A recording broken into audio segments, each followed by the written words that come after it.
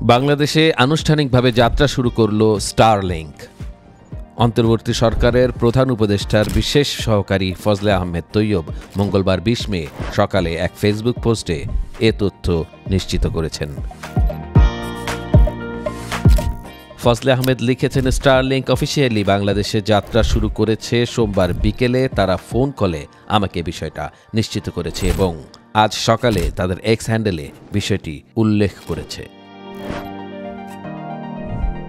তিনি জানিয়েছেন, শুরুতে স্টারলিংক দুটি প্যাকেজ দিয়ে শুরু করছে, স্টারলিংক রেসিডেন্ট ও রেসিডেন্ট লাইট। মাসিক খরচ একটিতে ৬,০০০ টাকা এবং অপরটিতে ৪,২০০ টাকা। তবে সেটআপ যন্ত্রপাতির জন্য ৪২,০০০ টাকা এককালীন খরচ হবে।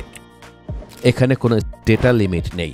ব্যক্তি ৩০০ MBPS পর্যন্ত গতির আনলিমিটেড ডেটা ব্যবহার করতে পারবেন। উপদেষ্টার বিশেষ সহকারী লিখেছেন, বাংলাদেশের গ্রাহকরা আজ থেকেই অর্ডার করতে পারবেন। এর মাধ্যমে ৯০ দিনের মধ্যে যাত্রা শুরু। প্রধান উপদেষ্টার প্রতিশ্রুতি বাস্তবায়িত হল। তিনি আরও বলেন, খরচের হলেও এর মাধ্যমে প্রিমিয়াম গ্রাহকদের জন্য উচ্চমানের এবং উচ্চ গতির ইন্টারনেট সেবা প্রাপ্তির টেকসই বিকল্প তৈরি হয়েছে। পাশাপাশি যেসব এলাকায় এখনও ফাইবার কিংবা দ্রুতগতির ইন্টারনেট সেবা পৌঁছয়নি, সেখানে কোম্পানিগুলো ব্যবসা সম্প্রসারণের সুযোগ পাবেন। এনজিও, ফ্রিল্যান্সার এবং উদ্যোক্তারা বছরব্যাপী নিরবিচ্ছিন্ন উচ্চগতির ইন্টারনেটের নিশ্চয়তা পাবেন।